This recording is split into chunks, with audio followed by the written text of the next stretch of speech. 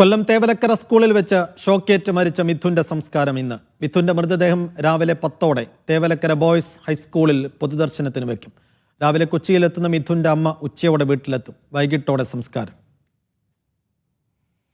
നെടുമ്പാശ്ശേരി വിമാനത്താവളത്തിൽ നിന്ന് അഹമ്മദ് മുജ്തബ, ശാസ്താംകോട്ട താലൂക്ക് ആശുപത്രിയിൽ നിന്ന് യു ഷൈജു, തേവലക്കര സ്കൂളിൽ നിന്ന് ലിജോ റോളൻസ് എന്നിവർ വിവരങ്ങൾ നൽകാൻ. ആദ്യം മുജ്തബയിലേക്ക്. മുജ്തബ, എത്ര മണിയോടുകൂടിയാണ് അമ്മ അവിടെ എത്തുക? ഏതാണ് അവരുടെ വിമാനം? പിന്നീട് അവിടെ നിന്ന് നേരെ വീട്ടിലേക്കാണോ പോകുന്നത്? വിശദാംശങ്ങൾ.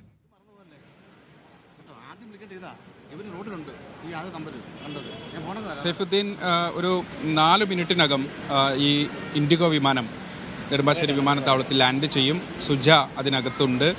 സുജയെ സ്വീകരിക്കുന്നതിന് വേണ്ടി, വീട്ടിലേക്ക് കൊണ്ടുപോകുന്നതിന് വേണ്ടി ബന്ധുക്കൾ ഉൾപ്പെടെ ഇപ്പോൾ വിമാനത്താവളത്തിലുണ്ട്. ഈ മിഥുൻ്റെ ഏറ്റവും ചെറിയ സഹോദരൻ കൂടി വന്നിട്ടുണ്ട്.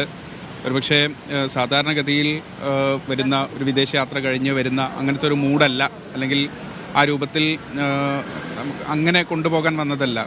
വലിയ സങ്കടകരമായൊരു സാഹചര്യത്തിലേക്ക് പറന്ന് ഇറങ്ങുന്ന ഒരമ്മ, തൊഴിലും ജീവിത സാഹചര്യങ്ങളുമൊക്കെയായി വിദേശത്തേക്ക് പോയെങ്കിൽ പോലും പെട്ടെന്ന് അതീവ സങ്കടകരമായ ഒരു വാർത്ത വരുന്നു.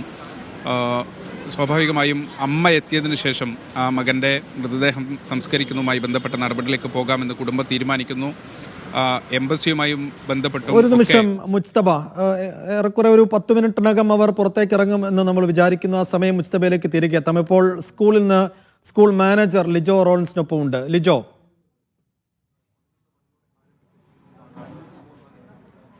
സൈഫുദ്ദീനെ ഇപ്പോൾ സ്കൂളിലെ മാനേജർ തുളസിരമ്പിള്ള സാർ നമ്മോടൊപ്പം ചേരുകയാണ്. അപ്പോൾ എങ്ങനെയാണ് സ്കൂളിലേക്ക് ഇന്ന് ബോഡി കൊണ്ടുവരുന്ന സമയത്തുള്ള ക്രമീകരണം ഒരുക്കിയിരിക്കുന്നത്?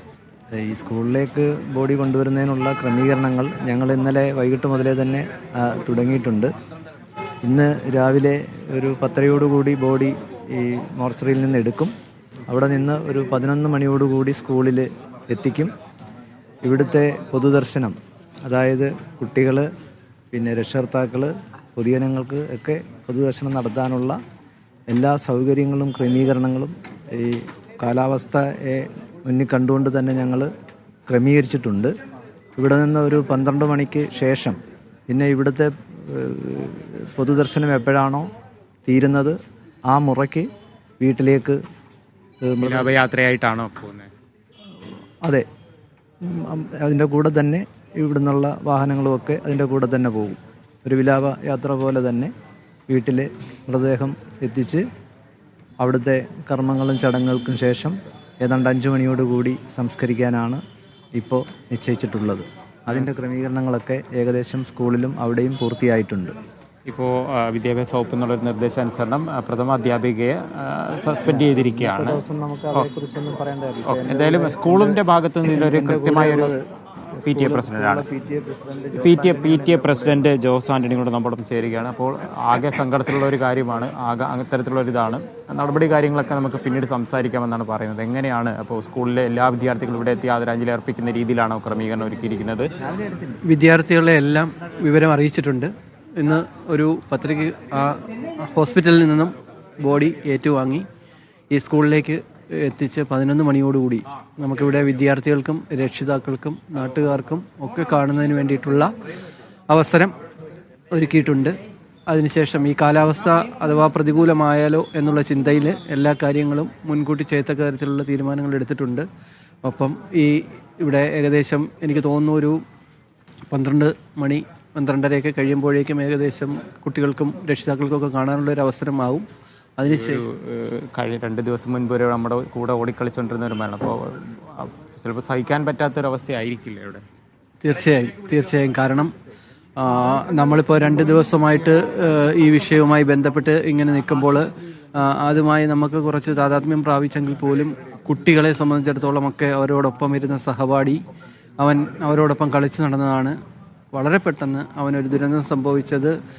അവൻ്റെ ചേതനയേറ്റ ശരീരം ഇവിടേക്ക് എത്തിക്കുമ്പോൾ അവർക്ക് ഒരുപക്ഷെ സഹിക്കാൻ കഴിയുന്നതിനും അപ്പുറമായിരിക്കാം. എല്ലാവരുടെയും മനസ്സിൽ വളരെ വലിയ ഒരു വേദനയുണ്ട്. കാരണം എക്കാലത്തേക്കും തീരാ ദുഃഖമായിട്ട് തന്നെ ഇത് അവശേഷിക്കുകയാണ്. ഈ കഴിഞ്ഞ ദിവസം ഈ ബാലാവകാശ കമ്മീഷൻ ചെയർമാൻ്റെ യോഗത്തിലൊരു തീരുമാനം എടുത്തായിരുന്നു. അപ്പോൾ ഈ വൈദ്യുതി കമ്പികൾ ഉടൻ മാറ്റിയതിന് ശേഷമായിരിക്കില്ലേ ഇനി സ്കൂൾ തുറക്കുക?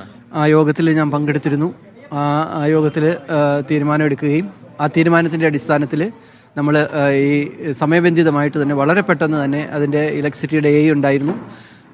വളരെ പെട്ടെന്ന് പോസ്റ്റുകളും മാറ്റി ആ ലൈൻ കണക്ഷൻ മാറ്റി തൊട്ടടുത്ത് നമ്മുടെ തന്നെ ഈ സ്കൂളിൻ്റെ തന്നെ മാനേജ്മെൻറ്റിൻ്റെ കീഴിലുള്ള ഗേൾസ് ഹൈസ്കൂളിൻ്റെ ഭാഗമായിട്ട് അത് അവിടേക്ക് മാറ്റിയിട്ട് നമുക്ക് കുട്ടികൾക്ക് കൗൺസിലിംഗ് ഉൾപ്പെടെ നൽകുമെന്നുള്ള ഒരു കാര്യം പറയുന്നുണ്ട്. കാര്യം പലരും ഷോക്കിലായിരിക്കണമല്ലോ. തീർച്ചയായിട്ടും അവർക്ക് മക്കൾമാരെ സംബന്ധിച്ചിടത്തോളം അവർക്ക് വളരെ വലിയൊരു ആത്മവിശ്വാസത്തോടു കൂടി ഇനി തിരികെ വരേണ്ടതുണ്ട്. അവർക്ക് അതിനനുസരിച്ചുള്ള എല്ലാ സജ്ജീകരണങ്ങളും സ്കൂളിൽ ചെയ്തു കൊടുക്കുന്നതായിരിക്കും. അപ്പോൾ സംസാരിച്ചത് ഈ നമ്മുടെ സ്കൂൾ മാനേജറും ഒപ്പം തന്നെ PTA പ്രസിഡന്റുമാണ്. മറ്റ് വീഴ്ചകൾ സംബന്ധിച്ച ചോദ്യങ്ങളോട് തൽക്കാലം പ്രതികരിക്കുന്നില്ല എന്ന് അദ്ദേഹം പറയുന്നുണ്ട്. കാര്യം അതിന് പറ്റിയൊരു വേദിയല്ല. പിന്നൊരു സമയത്ത് അദ്ദേഹം കൃത്യമായി എല്ലാ കാര്യങ്ങൾക്കും മറുപടി പറയുന്നുണ്ട്. ഇവിടുത്തെ ക്രമീകരണങ്ങൾ കാര്യങ്ങളെല്ലാം പറയുന്നു. PTA പ്രസിഡന്റ് പറഞ്ഞതുപോലെ തന്നെ ഇനി സ്കൂൾ തുറന്ന് പ്രവർത്തിക്കുക എന്ന് പറയുന്നത് ഈ വൈദ്യുതി കമ്പികൾ മാറ്റി സ്ഥാപിച്ച് സുരക്ഷ ഉറപ്പാക്കി, മാത്രമല്ല ഈ മിഥുൻ്റെ ക്ലാസ്സിലെ കുട്ടികളൊക്കെ ആ ഒരു ഷോക്കിലാണ് ഇപ്പോഴും. അവർക്ക് കൃത്യമായി ഈ CWC ഉൾപ്പെടെ ഇടപെട്ടുകൊണ്ട് കുട്ടികൾക്ക് കൃത്യമായ ഒരു കൗൺസിലിംഗ് നൽകിയതിന് ശേഷമായിരിക്കും സ്കൂൾ ഇനി തുറന്ന് പ്രവർത്തിക്കുക. അത്തരത്തിലുള്ള ഒരു നടപടികളുമായിട്ടാണ് ഇപ്പോൾ മുന്നോട്ട് പോകുന്നത്. സൈഫുദ്ദീൻ. ശരി, മാനേജർ പറഞ്ഞതനുസരിച്ച് 10 മണിയോടുകൂടി മൃതദേഹം ശാസ്താംകോട്ട ആശുപത്രിയിൽ നിന്ന് കൊണ്ടുവരും. 11 മണി മുതൽ സ്കൂളിൽ വെച്ച് പൊതുദർശനം എന്നാണ് നമ്മൾ മനസ്സിലാക്കുന്നത്. ഷൈജു ഉണ്ട്. ഷൈജു, ഇപ്പോൾ മാനേജർ നൽകിയ വിവരം അനുസരിച്ച് ശാസ്താംകോട്ട ആശുപത്രിയിൽ നിന്ന് 10 മണിയോടുകൂടി മൃതദേഹം എടുക്കുമെന്നാണ്. അതിനുള്ള ഒരുക്കങ്ങളൊക്കെ അവിടെ പൂർത്തിയായിട്ടുണ്ടോ? ഇപ്പോൾ സ്കൂളിലെ അധികൃതരും ആരൊക്കെയാണ് ബോഡി ഏറ്റുവാങ്ങാൻ അവിടെ എത്തുക? ആരെങ്കിലും എത്തിയിട്ടുണ്ടോ ഷൈജു?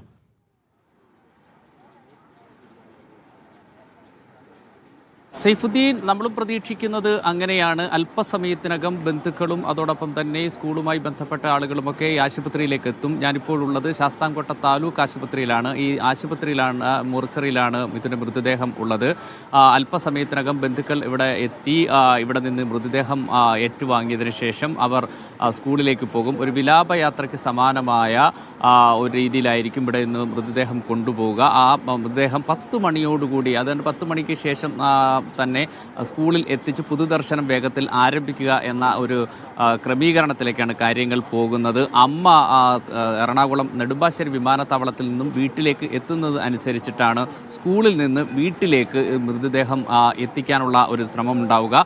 അതിനുശേഷം കർമ്മങ്ങൾ പൂർത്തിയാക്കി 5 മണിയോടുകൂടി സംസ്കരിക്കുക. അല്പസമയത്തിനകം ശാസ്താംകോട്ട സർക്കാർ ആശുപത്രിയിൽ നിന്നും, ഈ താലൂക്ക് ആശുപത്രിയിൽ നിന്നും മൃതദേഹം സ്കൂളിലേക്ക് കൊണ്ടുപോകും. ഈ മൃതദേഹം പോസ്റ്റ്മോർട്ടം നടപടികളൊക്കെ നേരത്തെ പൂർത്തിയാക്കി. അമ്മയുടെ വരവ് ഉള്ളതുകൊണ്ടാണ് ഇന്നത്തേക്ക് മാറ്റിവെച്ചിട്ടുണ്ടായിരുന്നത്.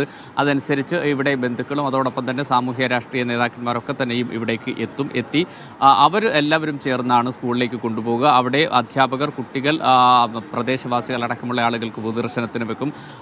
അതിനുശേഷം ഏതാണ്ട് 12 മണിക്ക് ശേഷമാകും അപ്പോഴേക്കും അമ്മ വീട്ടിലേക്ക് എത്തുന്നൊരു സ്ഥിതിയാണ്. ഏതാണ്ട് 1 മണി 2 മണിക്കുള്ളിൽ തന്നെ അമ്മ വീട്ടിലെത്തും എന്നാണ് പ്രതീക്ഷിക്കുന്നത്. എത്തുന്നതനുസരിച്ച് വീട്ടിൽ പൊതുദർശനം, അതിനുശേഷം കർമ്മങ്ങൾ, 5 മണിയോടുകൂടി സംസ്കാരം. ഈ അർത്ഥത്തിലുള്ള ക്രമീകരണങ്ങൾ ഏറെക്കുറെ പൂർത്തിയായിട്ടുണ്ട്. അല്പസമയത്തിനകം ആശുപത്രിയിൽ നിന്ന് മൃതദേഹം സ്കൂളിലേക്ക് കൊണ്ടുപോകും.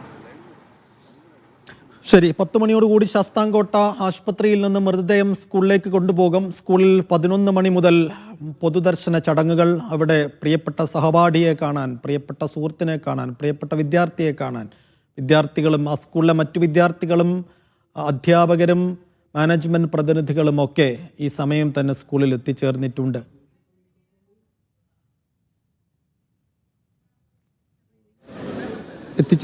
എന്നാണ് മനസ്സിലാക്കുന്നത്. എന്തായാലും ശാസ്താംകോട്ട ആശുപത്രിയിൽ നിന്ന് അല്പസമയത്തിനകം മൃതദേഹം സ്കൂളിലേക്ക് കൊണ്ടുപോകും.